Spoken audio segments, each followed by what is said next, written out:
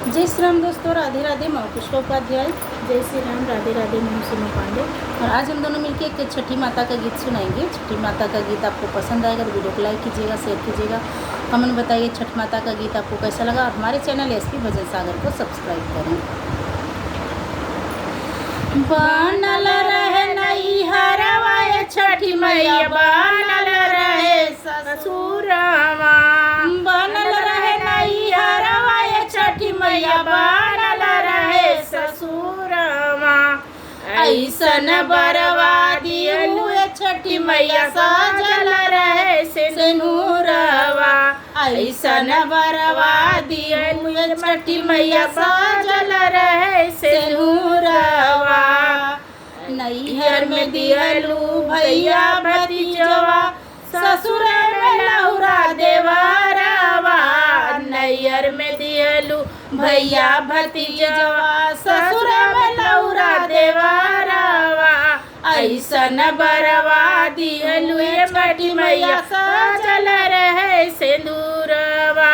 ऐसन बरवा दियलु छठी मैया, सजल रहे सिंदूरवा। बनल रहे नैहरवा छठी मैया, बनल रहे ससुरवा। ऐसन बरवा दियलु छठी मैया, सजल रहे सिंदूरवा। ऐसन बरवा दियलु छठी मैया, सजल रहे सिंदूरवा। राजा दशरथ जैसा ससुर दियलु, राजा जी जैसन बरवा। राजा दशरथ जैसन ससुर दियलु, राम जी जैसन बरवा। ऐसन बरवा दियलु मैया, सजल रहे सिंदूरवा। ऐसन बरवा दियलु छठी मैया, सजल रहे सिंदूरवा। बनल रहे नैहरवा छठी मैया, बनल रहे ससुरवा।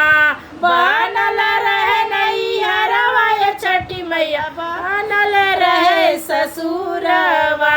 ऐसन बरवा दियलु मैया, सजल रहे सिंदूरवा।